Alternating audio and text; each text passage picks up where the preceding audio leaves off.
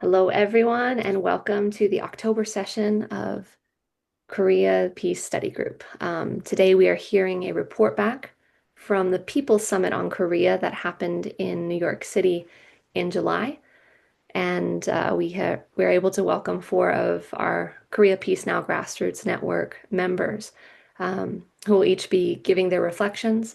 But we'll start off with a summary coming from Munjo Yu. Um, Munjo is a member of the Korea Peace Now Grassroots Network as well as Veterans for Peace, the 416 North Carol 416 NC, and Global Solidarity. He is living in North Carolina, coming into us live from there today.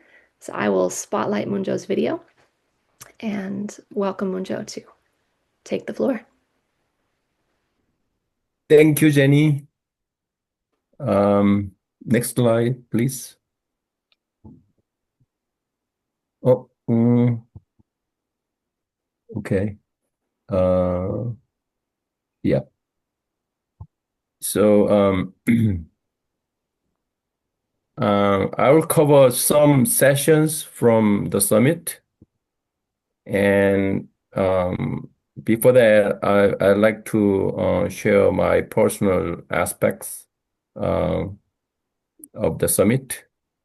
I had a very good, best time with some other KPNG members at, especially at Tenjin's Dome. Thanks to Tenjin's generosity, how many? It's the six of us stayed at the dormitory rooms, and we had lunch together and breakfast together and lunch together. We had a great time.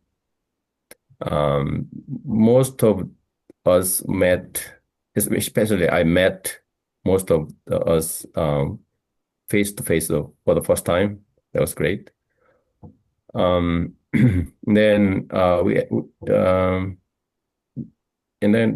while we are walking to a restaurant, and we met a couple. The wife who is married to an American man, and then she questioned the why why these messages like U.S. out of Korea and the liberation. When Korea was liberated 80 years ago, she was questioning. And I answered, okay, but that more than or nearly 30,000 U.S. troops are stationed on dozens of U.S. military bases in Korea. That's the occupation. But she asked back saying, isn't it to protect Korea from North Korea? Yeah, it's deep. I realized it was another moment how deeply indoctrinated the Koreans and Americans are, how deeply indoctrinated. Anyway, but in the summit, my feeling was a liberated space. It was good. So key message was out of Korea, U.S. out of Korea, of course, and the tickets were 500, but all of them were sold out. So we guess around that many people, maybe a little bit smaller number of people attended, and more than 140 organizations participated, or supported at least.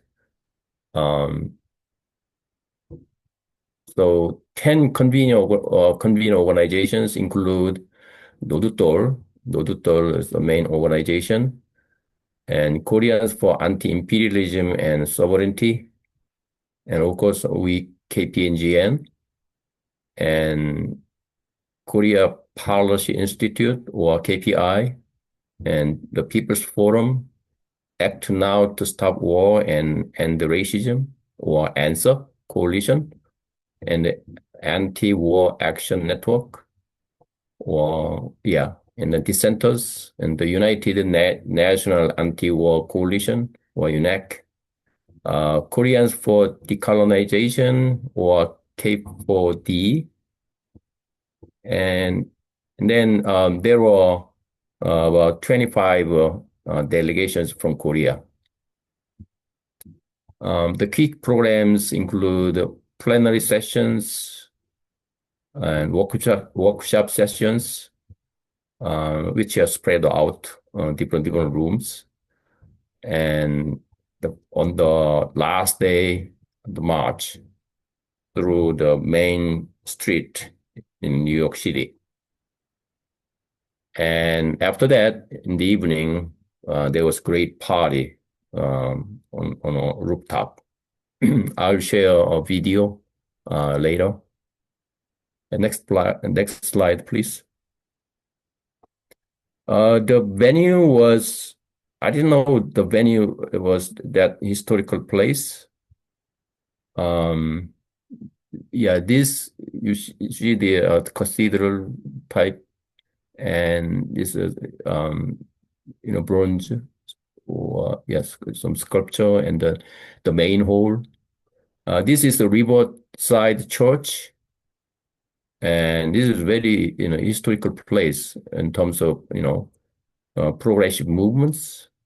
There's the famous people like Martin Luther King and Malcolm X, Nelson Mandela, and Fidel Castro delivered their speeches there. And some rooms are named like this: MLK, I guess 310, MLK 330. It was great. And next slide, please. This is the opening ceremony. That was Friday, I think lunchtime. I don't exactly remember what time. It was 11. So started with the Pungmul, the Korean drums. Do you see? Led by our Echo, and the people, of course, there. And then we sang the beloved song, the March for the Beloved, in Korean, Nimulwang Hengjin곡. It's probably most popular march song or activism song.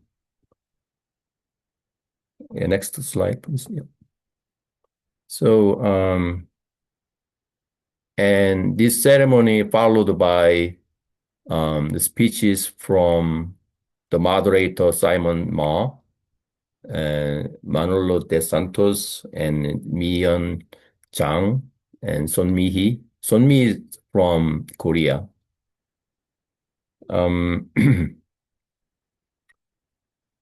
So I have some summary notes, but I'll just share the Simon's speech summary. This event continues the proud tradition of the Korean People's National Liberation Movement, the spirit embodied in the 13th Pyongyang Festival of 1989, which brought together 22,000 participants under the banner Anti-Imperialism, Peace, Friendship. Deeply rooted in the struggles of ordinary people, especially tenant farmers, this movement has long stood at the front of Korea's fight for democracy. The Armistice Agreement was signed exactly 72 years ago, and it has now been 1 year since the launch of the U.S. Korea, I mean, U.S. out of Korea campaign by Rodutol. Next slide, please. There are many workshops. Um, uh, I don't know how many exactly, but that include uh, yeah these um, yeah these okay. Let me read these workshops. The struggle to dismantle U.S. military bases in South Korea, reflections from delegations to North Korea, from Keep D stands for DPRK program. I mean, it stands for Korea Exposure and Education Program. So some participants shared the experience there. And the role of advocacy in the Korean liberation movement, resisting the imperialist agenda, local action and strategy for U.S. out of Korea. Anti-imperialism is a working class struggle, planting the seeds of the student movement, adoptees, and mixed diaspora. Our place in the anti-imperialist struggle on the ground, lessons from South Korean organizers. Before Vietnam, there was Korea, the forgotten anti-war movement of the 1950s.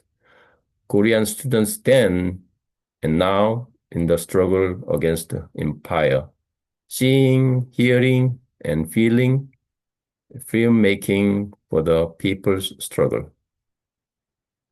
The next slide, please. Yeah, I attended only couple, only partially. Is a quick summary. Um,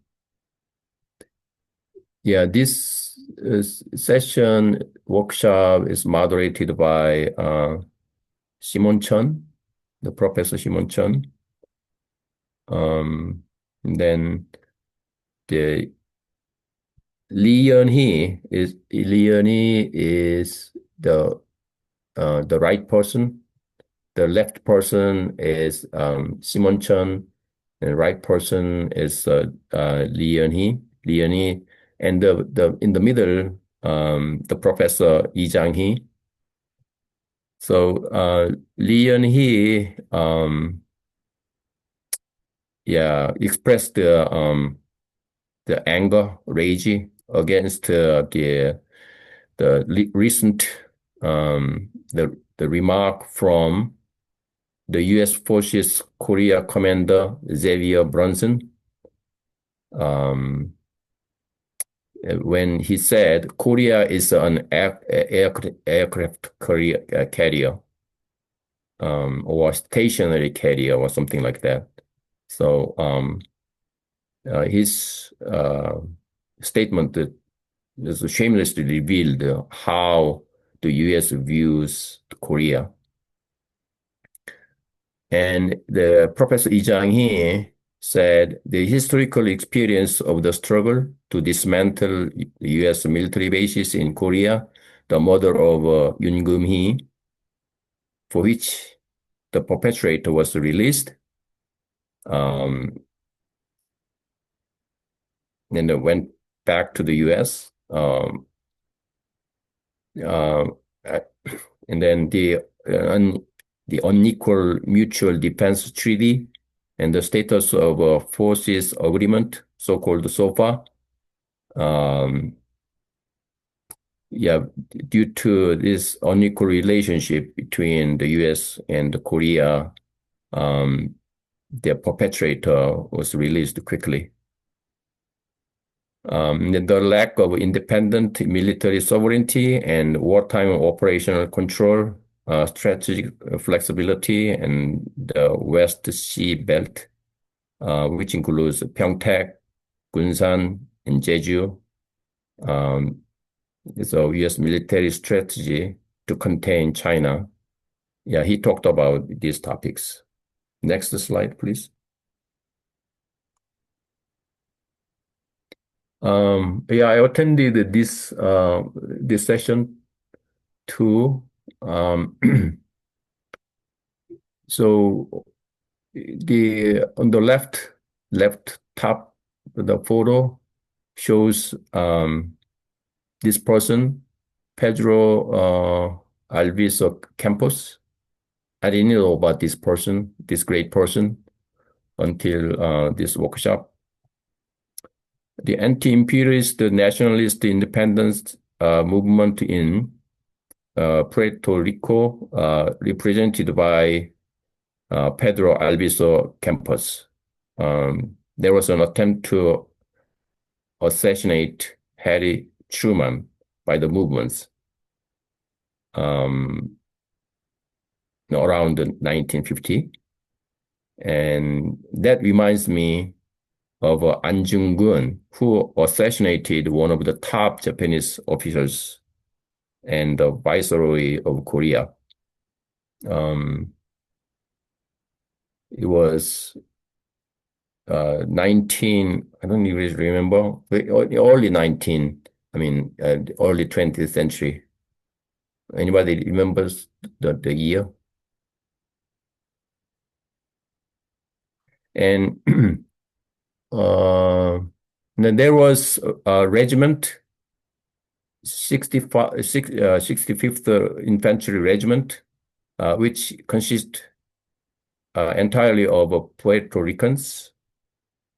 And so anti-war movements was in the Puerto Rico as well. In the early stage of the Korean War, tens of thousands of people protested against the U.S. intervention in Korean Peninsula, including in New York City. And Black activists and civil rights leaders led the fight. This protest also occurred in France, Germany, Iran, Cuba, and other countries around the world. Next slide, please.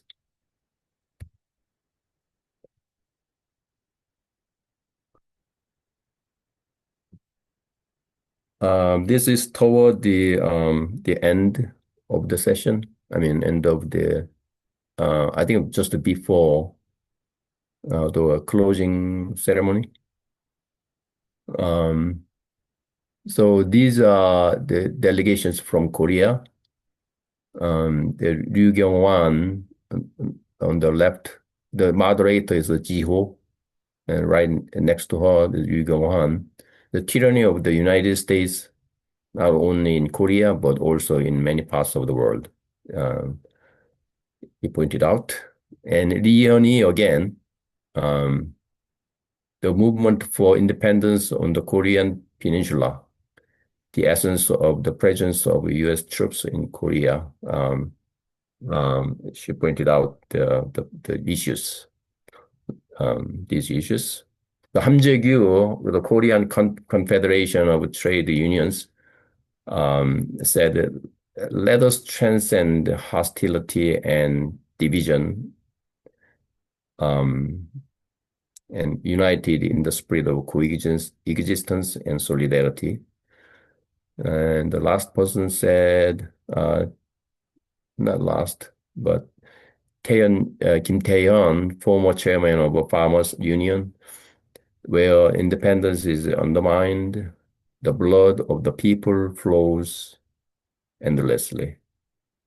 That was very memorable.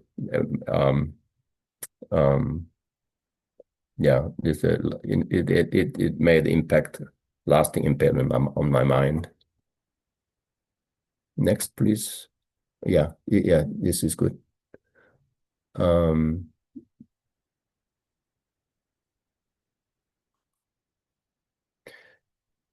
Yeah, this session is actually right before the closing. And On the right is Park Ju-hyun, is 노두돌 member, and he is a frequent speaker, and he highlighted the the issues in Korea uh, in caused by U.S. imperialisms. Then on the next to him there is Tama. She's the Palestine Youth Movement. She's from Palestine Youth Movement, and then there was a video presence whose name is Carlos Ron from Tricontinental. He's from Venezuela, and Erica Keynes, the Black Solidarity for Peace, in the middle, and Mick Kelly next to her.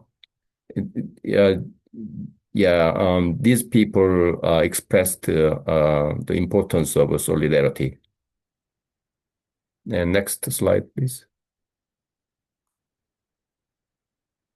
Yeah, this is the closing ceremony. This is highlighted, recognizing past anti-imperialist struggles. We reviewed in a couple of at least one slide, and honoring the martyrs of the liberation struggle, acknowledging and remembering the failures of American imperialism, and commemorating the indomitable spirit and will to resist. And as part of a closing ceremony, there was a flag demonstration. It's hard to see the flags. Now, there was a small march inside this hall with many flags, especially from Korea. And the opening song was the March for the Beloved, and ending song was the famous International, the song International. Next slide, please. On Sunday, which was July 27th, exactly 72 years after the armistice, we marched on one of the main streets in New York. So the Korean delegations were leading the march, at least this part of the march. And then final program was rooftop party. Next slide. Whiplash brought you down, you know? So if you know Korean, you're gonna chant alongside them. Are you ready? Hit it! Oppa Slayer!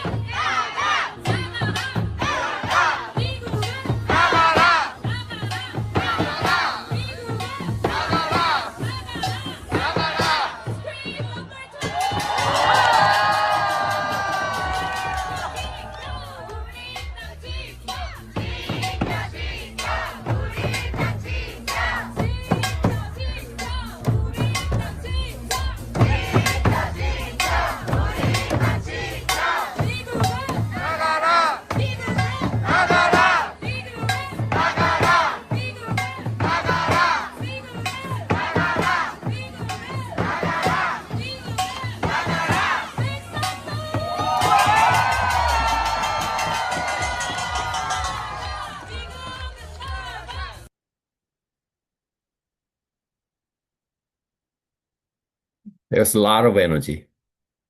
And 나가, 미국 나가 means US out of Korea, get out. That's great.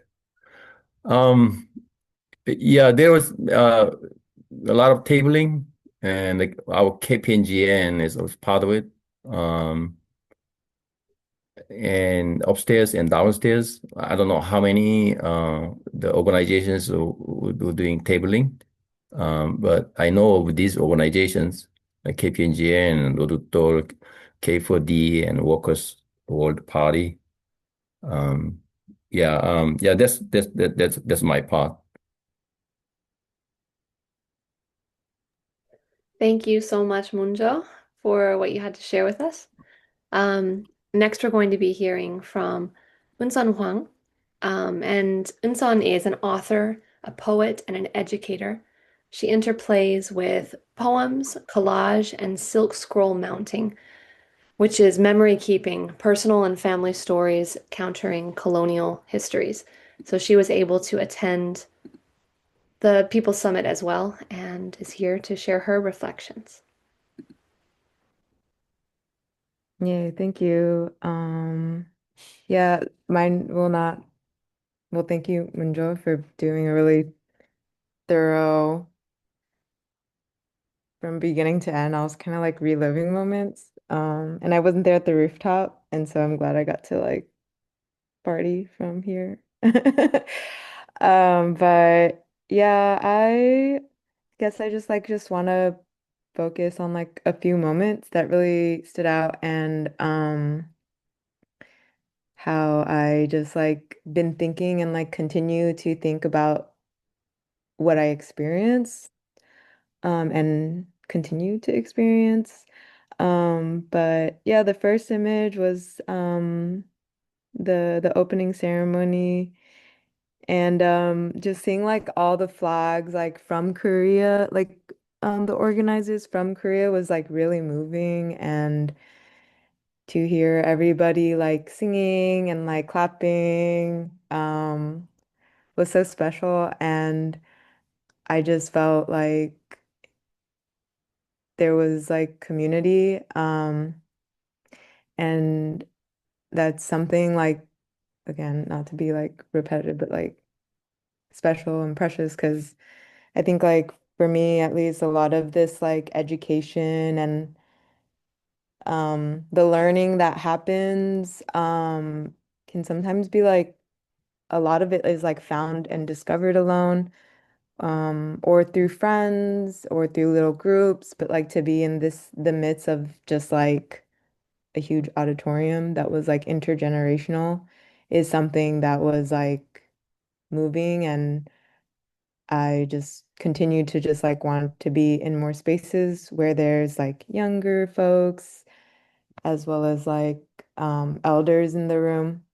And I think that was like a huge highlight. I that also like was in the slides before when the the Korean delegates were sharing their stories from the peninsula about what organizing looked like for them, as well as like the resistance um and how like at times like their voice may like I feel in solidarity with them here and it's but to be there is like a whole different thing and to be able to experience that was really important as well. Um, and then the photo on the bottom that's and the US War Machine was just a really cool sign I saw. So I took a photo. And also just like seeing all the art that was being displayed at the march was really great. And um, again, just to be around common-minded, like-minded folks. The image of next to the sign was the workshop on archival. and they were bringing back photos from Naruto and hearing the history of the organization, um, and connecting my experience in that moment. I'm like pretty new to the organization, but connecting my experience to their memory, their collective memory, um, was was I don't know, some memorable. And to see how long this fight was and who came before, as well as just like um how how like, media doesn't cover these moments, and how timely and it is to like be in that space to encounter these images within their archive, um was things that I appreciated and was grateful for. Um, the image in like the far other side, I think to me it's my right, was from the workshop around the report back from folks who went to the DPRK, and with um that one, just to hold literature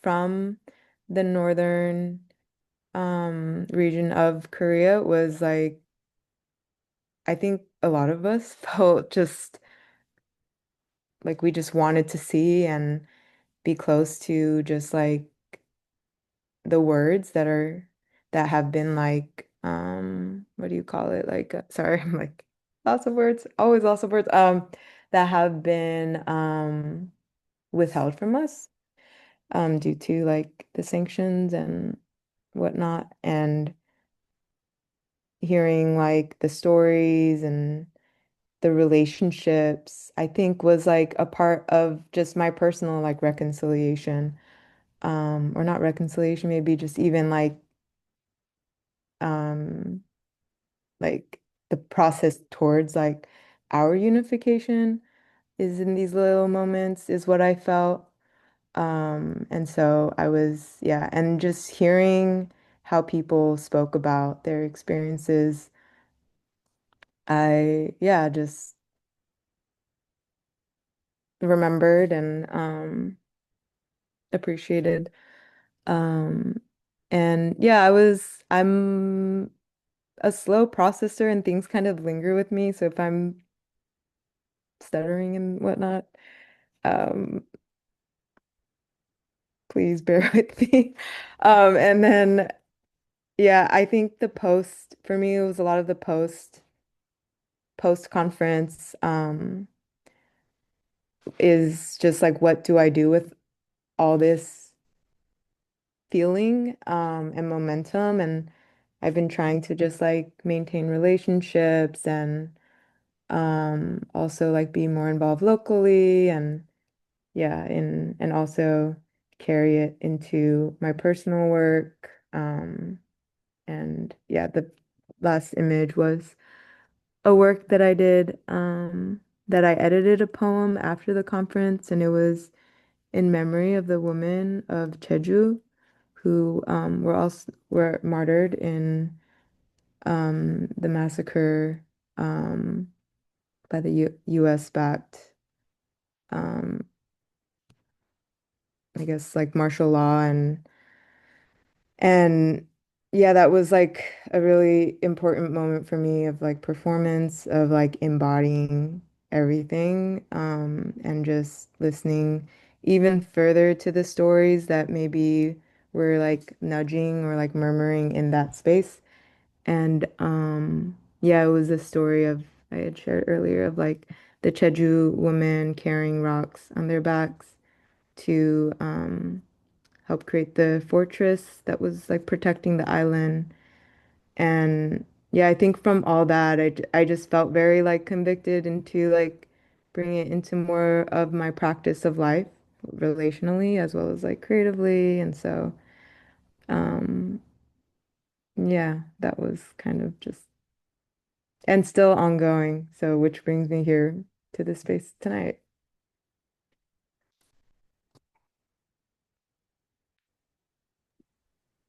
Thanks, Enson, for walking us through some moments that were personally really impactful for you and that you're still processing. Appreciate what you had to share.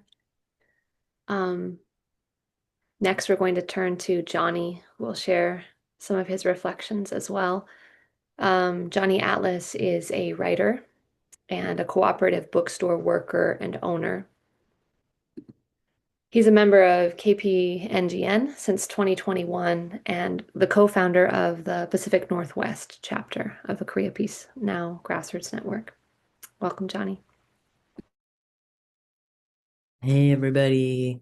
Um, my report back will probably be pretty brief. I don't want to take up too much space, but yeah, that was a picture I took of the church as I was walking up, and I was fortunate enough to I kept getting lost in New York City. I was kind of on my own, and I luckily asked someone, like, well, what, trying to get to this place, and it was this person, Ethan, who knew Hannah Lee, and it was great. We got to connect, and we walked up to the church together, and um, I don't know, and I did some research on the church, and Munjo touched on this too, but I just felt like the Riverside Church has such a huge history in really important movements, even in queer and trans movements.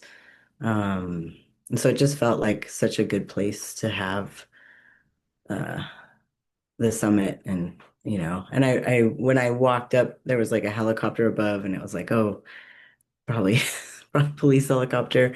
I didn't stay there the whole time, but it was just, I don't know, it was kind of wild. And yeah, I am just such a country guy, so it was very out of my element to be in New York City and around so many people. So I was quite shy, and really grateful to meet the people I did get to meet. But yeah, I went to the workshop that Betsy Yoon gave with others, and that one was really amazing for me. And I also went to the workshop that Christine Hong and Junghi Veronica Kim gave. And yeah, I think one of the biggest takeaways I have from the whole event was like, and I don't remember who said this, but they were talking about how maybe the most important thing going forward with all of our different movements would be to just like do more public education. I think, as we all know, like there's been so much done to try to like squash any public knowledge, especially in this country, of like the reality of the Korean War. And so that kind of really like stuck out to me as I don't know, like I know I've learned a lot from being part of this group um, and hosting different, KPI at our bookstore. And but yeah, I think about that a lot, and just like how important the study group is. And um yeah. Um I don't know. It was nice too. Like I've been part of KPN for I think since 2021, and I think Echo, and then obviously Gu and Tasha are the only people I'd ever met in real life. So it was nice to see some other people and meet, Munjo. And um I tried to go to the party, but I lasted 5 minutes because that's just not my jam, parties. But yeah, it just felt really good to be there with everyone. And yeah, I think that's all I'm gonna share, because yeah, I don't want to take up too much space, but thank you.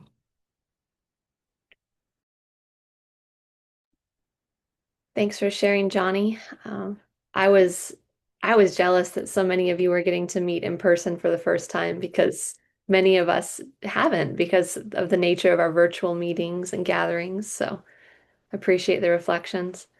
Um, Finally, we're going to welcome, last but definitely not least, Junghi Lee, and she's a KPNGN member, as well as has done some really significant historical work in translating Suni Samchon, which was a work of fiction based on the Jeju massacre, written by Hyun Ki-young, And she told us a little bit about that story earlier. This is one of the things that I really miss that I didn't get to have these experiences in person and like hear everyone's stories. But that's some of who she is.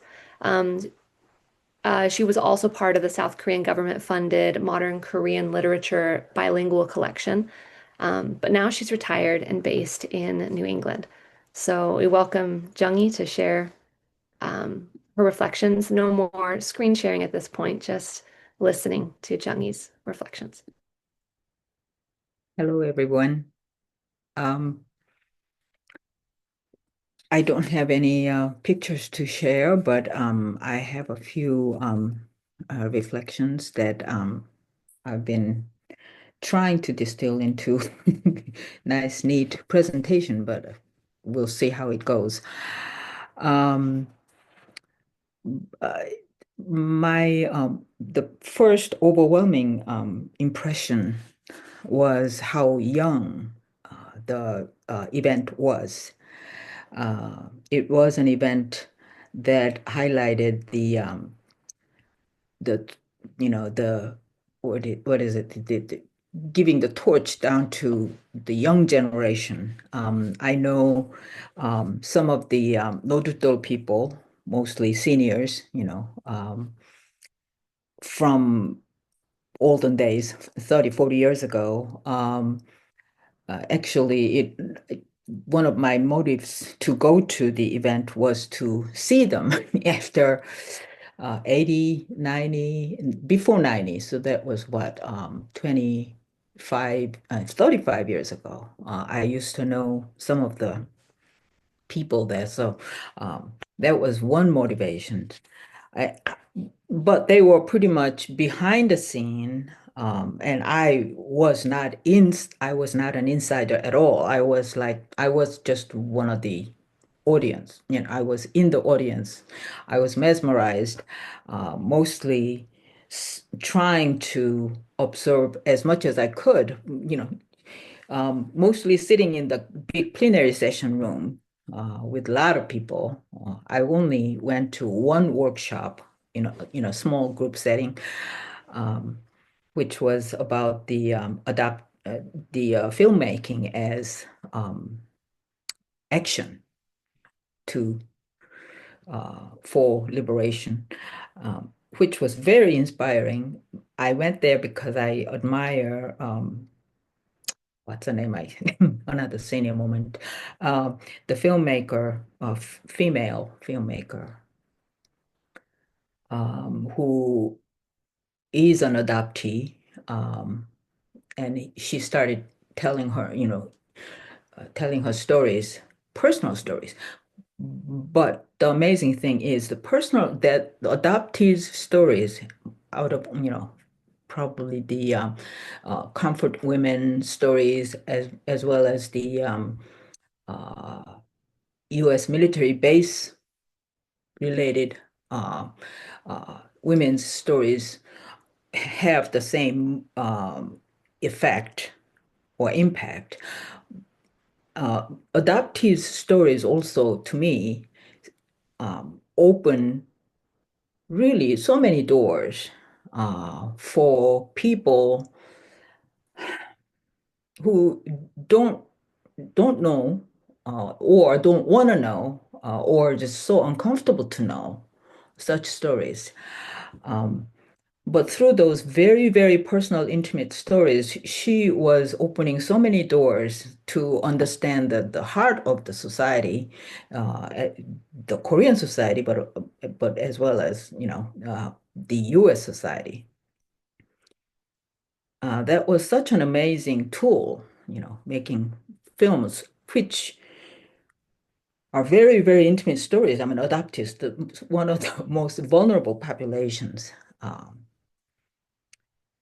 So I've been admiring her work, so I went to went to see her in flesh and bone, first of all, but I was just moved to tears. Anyhow, my first impression was it was very young generations event, and the seniors basically decided to step backward and then give the whole stage to the young generation to take over this stage, the new stage of movement, and therefore they were everywhere, speaking really fast in the language that was almost alien to me. I have hard time communicating with my own daughter, and of course, everybody was like that. So it was a rather overwhelming and intimidating and alienating in that sense, culturally. But I wasn't there to take charge or anything. I went there to be just in the audience, so that was okay. I volunteered, so I got to talk with other young volunteers from all over the place, at different stages in different industries and jobs. So that was fun. All the work, the real legwork was done by these youngsters. I was just gabbing pretty much. Very personal moments. Related to that, there were people wearing masks the whole time, and there were people who weren't. Well, we were encouraged to wear masks, but but obviously there were probably generally more older generation, especially Koreans, were not wearing, including myself. And I kind of felt a little more comfortable because I was observing, okay, now I was under pressure to put on the mask, which I didn't want to put on. Anyhow, for many reasons. I mean, that's a whole different can of worms. So anyhow, just my impressions and the, different things, pressures. And also before even the event started, as a matter of factly, we were asked to announce our pronounces, are you he, she, he, they, what. I'm just saying because I'm here, I'm invited to this meeting, uh, rather to speak for my generation. I'm pretty sure that's, I'm speaking for them in that sense. But it is, for me, it is, very cultural and generational and also, all, blah, blah, blah, but also very philosophical, because theoretically, so politically, I am more concerned. I was very concerned, during the whole time, how the cultural or the attitude or the culture was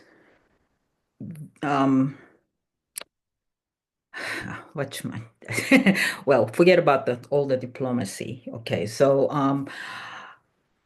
I do not think the what we call identity politics is the answer or a helpful alternative. I mean, that's my whole, orientation. So, but I didn't go there to criticize those things. I just wanted to acknowledge that we are here to work together within the bigger framework, the parameters which is set as anti-imperialism. So, within those very big categories, we should be able to work together. And I think that's what was happening. You know, diverse groups and diverse individuals But I was just thinking, even back in the 80s, when I was still very much in the middle of the reality out there, schools, jobs, um, that was already the identity politics was taking over the whole space. So, and now, this young generation was born into that atmosphere and was raised in that language and culture. And what they call radical uh, identity politics. Uh, so, how much of that will have to be unlearned, or how, I would just makes me wonder, how it must be very disorientating and confusing, Um, here we are talking about self-determination of each nation, and liberation from imperialism, and at the same time solidarity when the neoliberal order, the neoliberal narrative itself considers any such movement as nationalistic, which they easily equate with fascist or reactionary or conservative movement. So, um,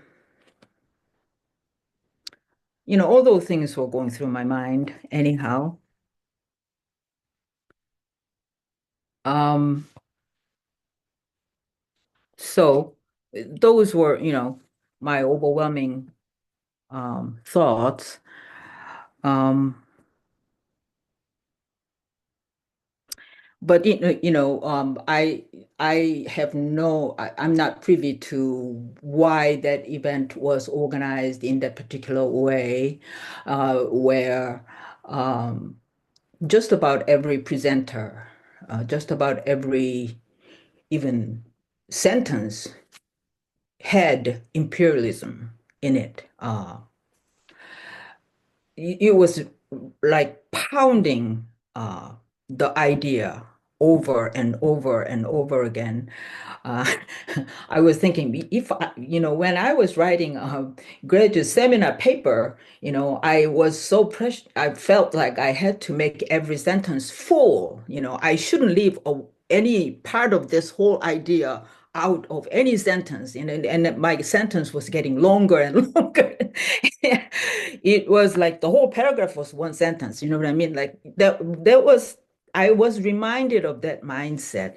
These young people, passionate, committed, and they want to present the idea in such a full way, in the big picture, fully, without leaving anything out. Instead of so the not to mislead people, like, well, why didn't you say this? Why didn't you put this in? Like so fully conscious, self-conscious of that aspect of it, probably, and wanting to be so comprehensive and just. It was almost even to me, it was like, well, can we just leave that word out once every now and then? You know what I mean?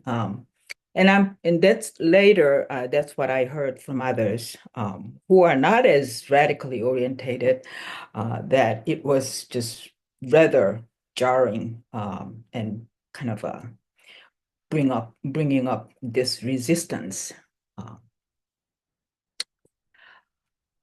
And I think I conveyed my idea in advance in the whole process of organizing. I mean, just because I knew a couple of people, personally, um, you know, I would like I'd like to see the presentation material if it is available, because I was asked to be a translator. simultaneous, which I said I can't do, but I could, I volunteered. I could probably translate, written material in advance if I could see it in advance, which didn't happen. And then they just used mostly the simultaneous computer app, translation app, which was fine, probably a lot better than most other uh, uh, uh, simultaneous translators, human beings. But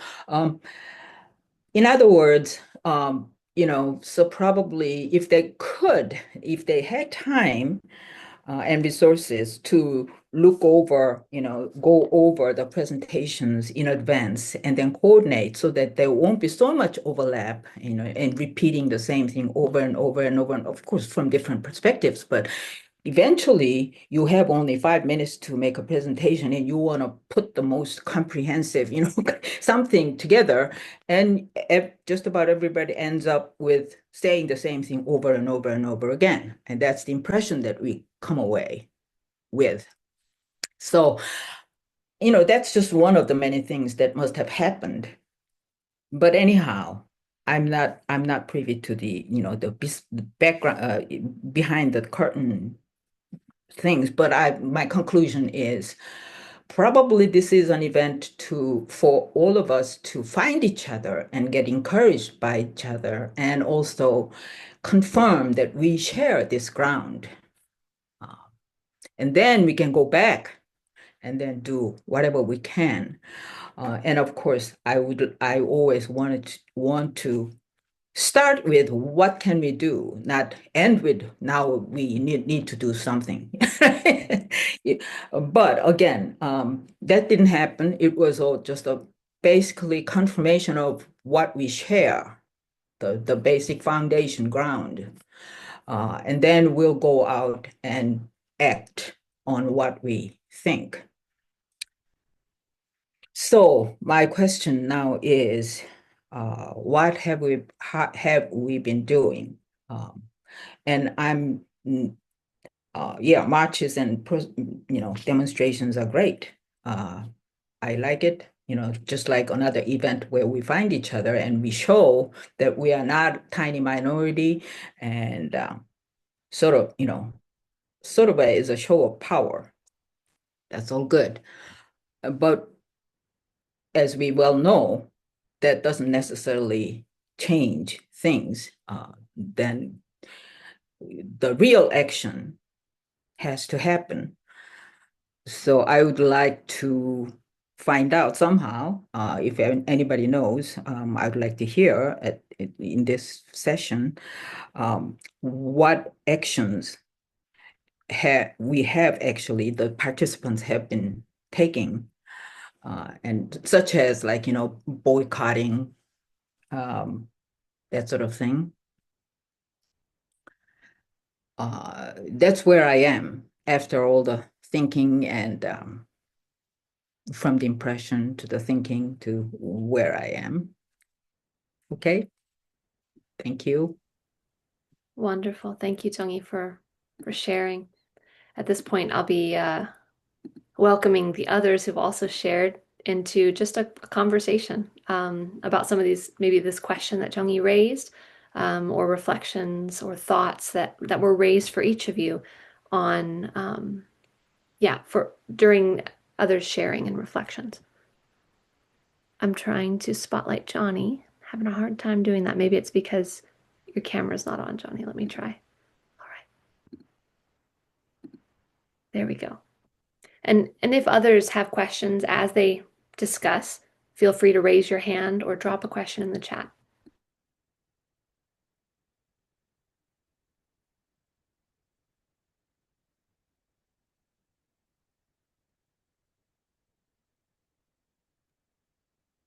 I think maybe Junghi's question as she was ending was a great place to begin with. Have you been propelled into any different actions, or any different, what action has actually emerged for you from the People's Summit?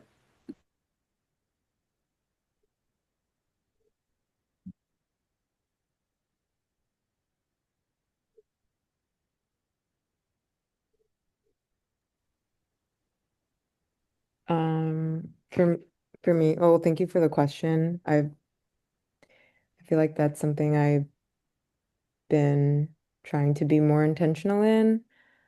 Um, I just kind of like look at my most like I think like I like oscillate from like thinking really locally and personally and then thinking like beyond. But mostly I like process through my own body and then what's around me and I'm gonna try to stay focused because sometimes I could start spewing out thoughts, but like um I think first just like relationally how to have like conversations with people in who are personal in my life who may not share common ground and inviting that discomfort and dissonance and confrontation has been like something. Another thing has been like in the classroom setting. I think that's like a daily practice for me of showing showing showing up like for students who also share their experience, maybe not within the Korean diaspora, but I think just like a, just as a lot of immigrants or working class in America.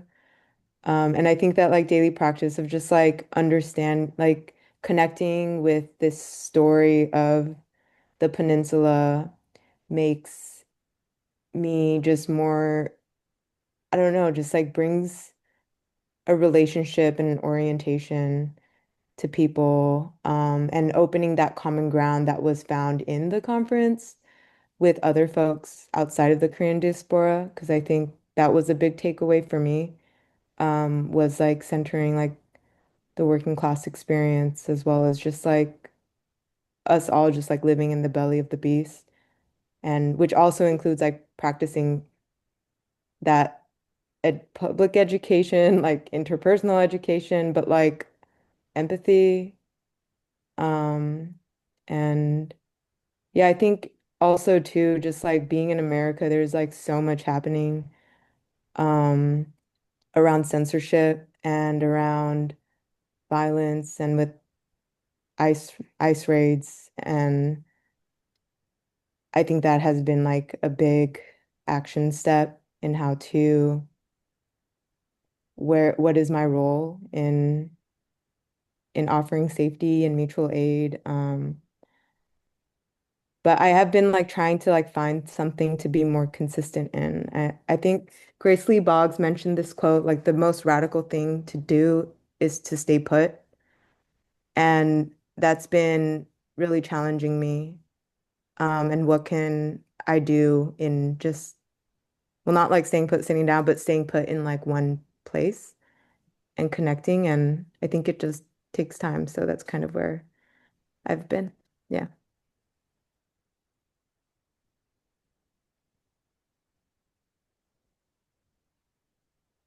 Yeah, for me, that event uh, gave me a great opportunity to expand the connection the Eunsung touched upon too. Um, the isolated people are easy target for them. The imperialist is isolated. If I isolated, it's very easy to manipulate. So the event was great in that sense because I've been working with the people, been connected with the people mostly through Zoom, but face-to-face interaction, um, however short it may have been, was great. And I had a great moment with Johnny too. It was really good, really great.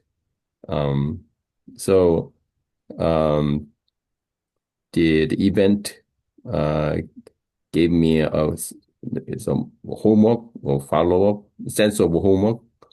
So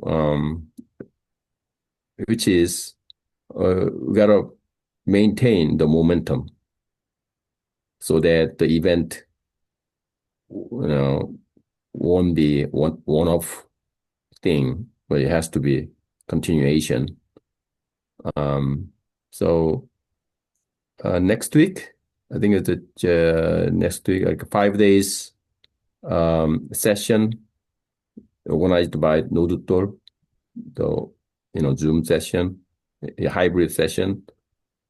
So it was a little bit tough to take out 5 days without taking off, I mean PTO, but I had to sign up for the events to stay connected. Yeah.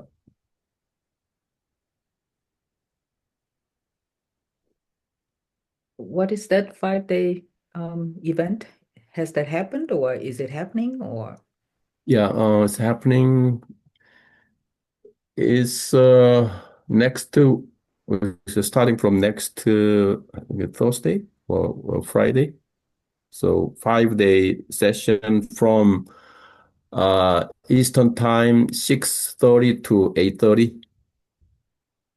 So is it open to the public or is it for invitation? Is it invitation by invitation only or how is that I organized? don't I don't know it's public, but it's shared. The invitation is shared within KPNGN and other Okay. organizations too.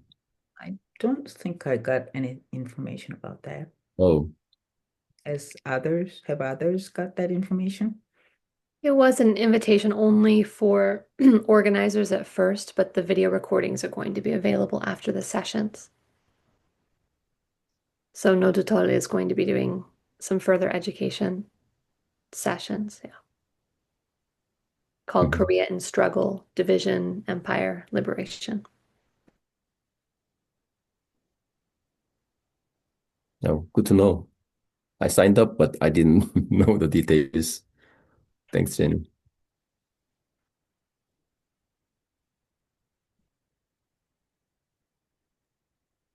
Um, I was just gonna share, since the summit, I've just been kind of like trying to continue work locally in my own like community here. Um, and then I did actually do like an interview with Norakdol.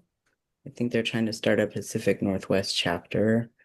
It was the first time in my activism I was like actually like interviewed, which was kind of amazing, and I feel like it was good. It was really good. And I don't know, I just want to thank you to Junghi for speaking so much from your heart. It felt like it really resonated with me, and I I felt honestly like a lot of isolation at the event myself.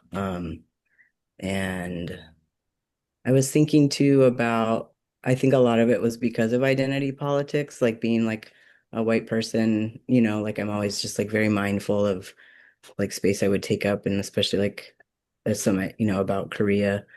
Um, and I was thinking too, like my takeaway when I left was it did feel like very young. And I, I hang out with a lot of young folks. Like I'm 52, but like all my comrades at the bookstore, like in their 20s or 30s. And um, I think a lot about like how like I've always had intergenerational friendships and intergenerational community, but I think it's not very common.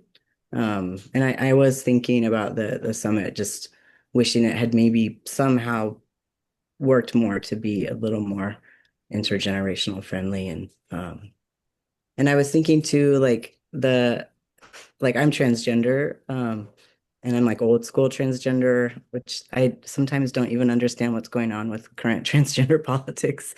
And I remember years ago I had an interview at Evergreen State College for a position, and I was so shocked that they asked everyone around and said their pronouns, because that just wasn't something from my generation in the trans community. Um, and so it's just funny, like I think sometimes how fast things are going with technology and social media and like movements and stuff. Um, Even myself as someone that's been active in like organizing and queer liberation and trans liberation is like I often am like just kind of confused sometimes and yeah, and so just even thinking of that, like how a lot of people were like wouldn't, understand that or even myself years ago was like, what? So I don't know, I just wanted to speak to that and yeah, I'm trying to think recently with the person that got taken in by the Israeli, on the flotilla. Um, I've been thinking a lot about reaching out more locally here. We have the Rachel Corrie Foundation. I went to school with Rachel. We were in writing class together. So I don't know. I'm kind of feeling excited to like work more on a networking. Like I just love networking. Um, and so I'm just thinking a lot about that. Like how to bring the Korea Peace Now movement to like like the Rachel Corrie Foundation and just different organizations. So I'll pass.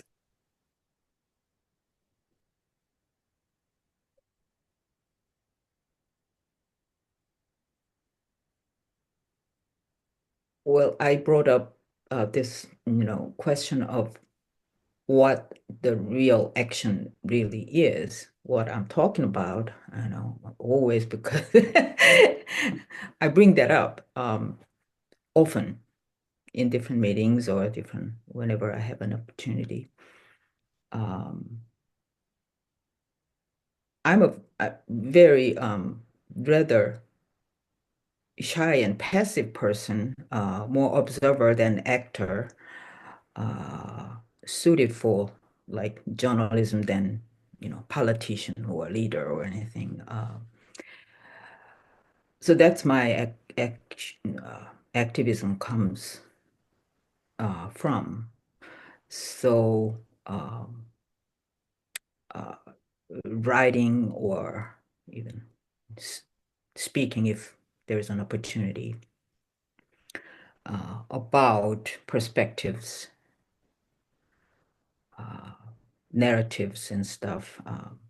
But, but out of my kind of a rather passive attitude, I think about boycotting as the best I can do. They have all the money and media and weapons and information. What do we have?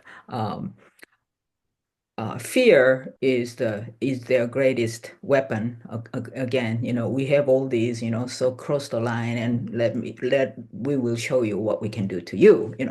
That's where we are. So, uh, as a very fearful person, myself, uh, with very little to lose, and never mind, people who have a lot to lose by acting actually. I chose boycotting as my, but not just a narrow certain brand or whatever, but in the most expansive way. Boycotting can happen in so many different ways. Um, Imagination is your only limitation. I don't want to say certain words, but if you have imagination, you can boycott in so many different ways, from outside, from inside, in so many different ways. I think probably that's what Gandhi was saying. Now we have internet. Back then, Gandhi didn't have internet because Gandhi's idea was, well, violent resistance is not is it. I don't, he didn't want violent resistance not because it was wrong or bad or anything, but because it would lead to bloodshed and probably unwinnable bloodshed, as we have seen in Gaza. for 2 years plus. So that's what they are trying to show us. This is what happens to you.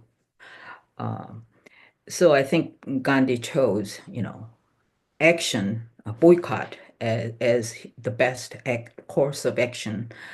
Started making salt when the British Empire had monopoly over salt, and the Indian slaves had to buy every grain of salt from the British Empire at whatever price. But he wanted to use that tool to bring people around the world to their side, to the Indian people's side, and that he succeeded because there was a very sympathetic American journalist who committed to that cause and then wrote about that struggle day in and day out, and it was known, it became known. The British soldiers beating the Indian people making salt and trying to sell it out in the market against the monopoly law, beating on a daily basis. Just everybody was beat up every day, and then they kept going, just that reminds me of the Gaza struggle. So, I mean, how many can, but now we have, another tool, the internet, the social network and stuff. And I think Gaza, the Palestinians have been using that as a tool. So that is included. Anyhow, so that's where I am in terms of what we can do, without money, weapons, law, or nothing on our side.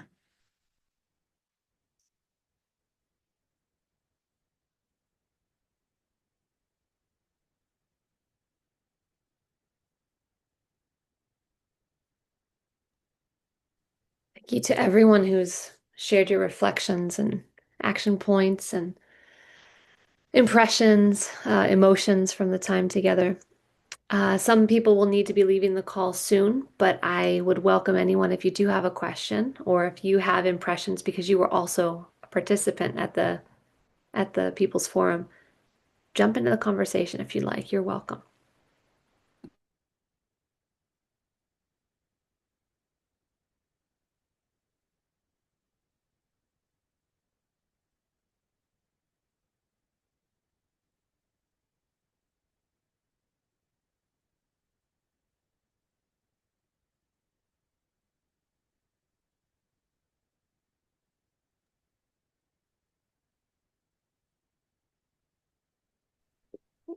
Tenjin, can you speak? Yeah, you said my name just when I raised my hand. Uh, yeah, I want to say something that Johnny had touched upon, which was about the isolation. Um, because I went there, I have my own personal reasons for going there, and it was the first time for me being around so many Korean, like diaspora Koreans or, American born Korean Americans and um we were brought together by a movement and a cause.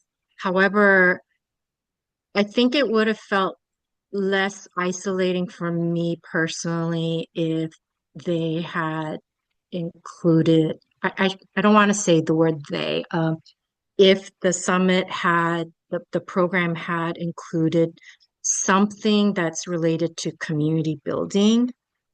There was just a lot of organizations there. The schedule was tight, and it was really great program and great summit. however, we're coming together like this in the scale that it was. And it kind of felt like then we all went on our separate ways. Um, and what about that community building between members of this organization and that organization, and um, just that relationship building is important for community building, for sustaining the energy of the emotions, because like what Eunsung was talking about was the processing, and emotions have energy, processing experiences have energy, but where does that energy flow to? And couldn't it flow into this community building? But there was nothing set up to for that after the summit. And this, what I'm saying right now, is also, I feel, related. There's a correlation to what Junghi was mentioning about, okay, and now what? What's the action? What's the strategy? Because that was one of the reasons I also went to the summit, was to know what that was. If we're all coming together and this has been going on for decades and generations, like what's the new strategy now? You know, you know, but there hasn't been any communication since then. I think the organizing of the summit was really great. And I think that for the next time this happens, like I like to see what Junghi was talking about, the action, and like what Eunsoon was talking about, the processing of emotions. Because to for anyone, I mean, for me personally, being involved in this movement, there's strong emotions behind there. And so uh I think like the rational, cognitive, intellectual part is very strong, but it's like the energy of these emotions, like it's not enough to just shout out US out of Korea and like do the protest. It's like, how can we, how do we transfer the energy of these emotions for, um, education? Because that was brought up, right? Like educating people about it. There are Korean Americans or Korean diaspora who don't care about this. The question is why? Or like what Munjo was mentioning, we went to a place to eat and there was the couple. It was like, oh, I thought Korea was liberated. I don't understand what you mean that it's not liberated. It's like there's just the lack of education. And so, and this is why I had, not the only reason, but one of the reasons for mentioning about what's what's the strategy for KPM moving forward, or what is, at least what's the strategy within the education committee? Um, and um, and I also did feel like, yeah, it was definitely a young energy, to the point that it felt very focused on the younger participants. And I do feel like having more of the intergenerational aspect to it would be really great, because generationally there are people who have been involved in this for a really long time. They have insights to share. And like, where do we integrate that in the strategies moving forward, and the messaging around all of this? Um, and something that's come up recently, I can't remember when it was. There was something that some sort of bill or something that is being discussed or passed, and so it makes me question about like what the government is qualifying as anti-American. And so these are very sensitive times right now in the US. Um, and it's dangerous for some people to be very like vocal and very visible. And so like how do we protect our members during this movement and what's the balance in how we message things. But again, all of these come down to strategy. And it would be nice, just saying, adding something more to what and someone saying, it would be nice if there was a gathering of people where we can talk about processing these experiences. That would be nice if the organizers of the summit could do that, could provide that. Yeah, that's it. Thanks for the input, Tenzin. HK, do you want to unmute and share what you said? If not, I'll read it. HK just dropped into the chat that the content of this summit and the content of today's presentations identified U.S. imperialism as a root cause of the division and conflict on the Korean Peninsula and calls for an international solidarity movement to end the 80-year occupation and achieve reunification. And so future action should be anti-US militarism protests with the three key demands. One, withdrawal of US troops from South Korea. Two, cessation of joint military exercises. Three, opposition to the extortion of defense cost sharing. So thanks HK for giving for drawing us to back to that focus and offering us those three demands for future actions and protesting. Junghi, thank you also for talking about the different diverse ways in which we participate and can use our creative abilities and our personalities to engage in forms of resistance that are effective. If we can also mobilize, yes, protesting, yes, legal advocacy, like Tenzin just mentioned. It made reference to a bill that's being passed in Congress that would prevent like U.S. troops being allowed to leave Korea. Eunsun also wants to give some feedback here. Yeah, like just oh my gosh, I'm so used to processing. But thinking through like what folks were saying, it made me think too, it's like maybe these are the things that aren't supposed to happen in the space. And I mean, because I'm thinking about the conference and thank you, HK, for like outlining those actions. Because I feel like if I mean, I walked away like also not real like I walked away with kind of like this like vastness and maybe the way I interpreted that vastness was actually gave me space to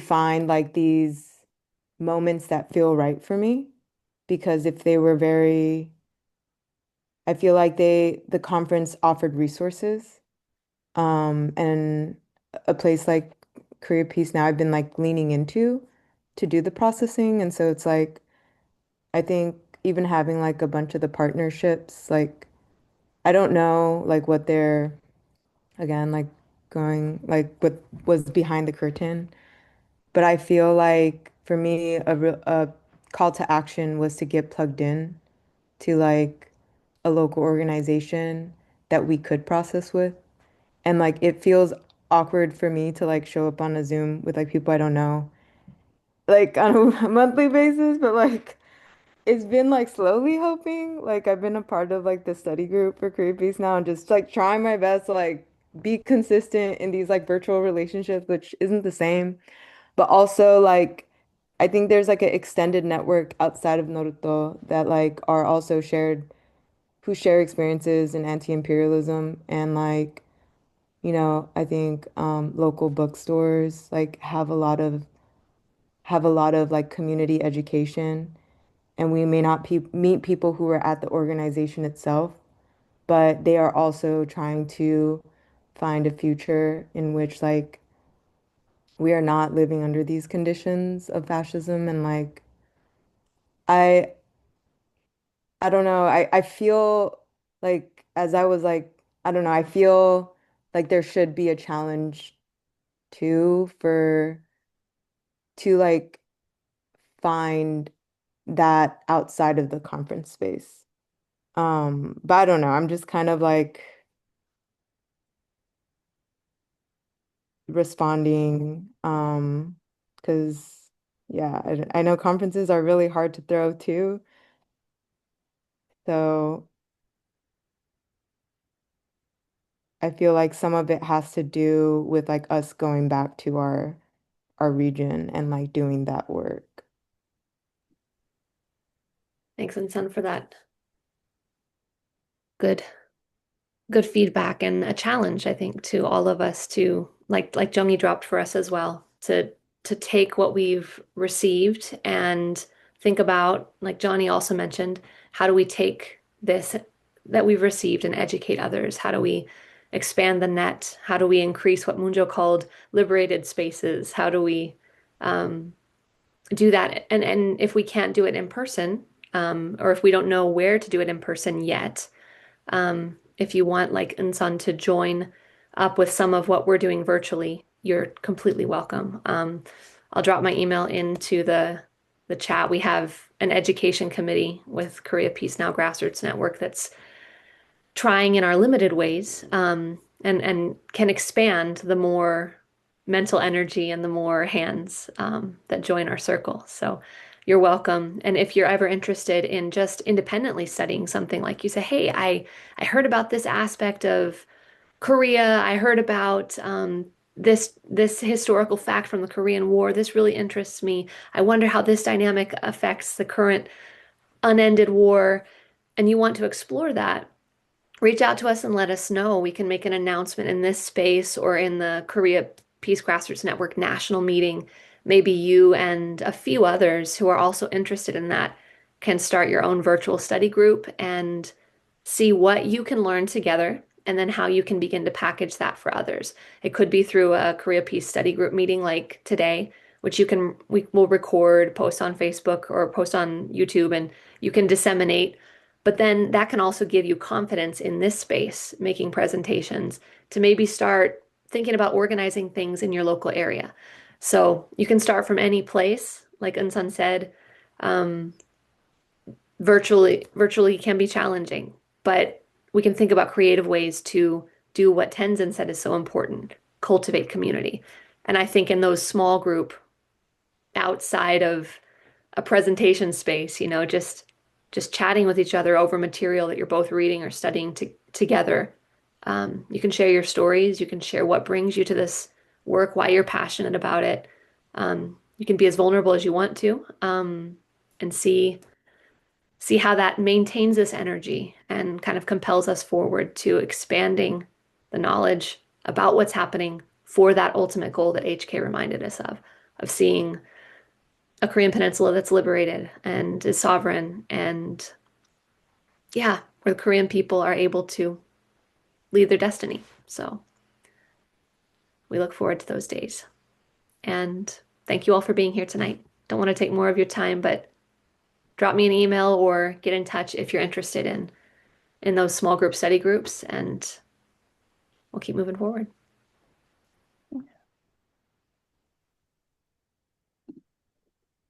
Thank you for having us.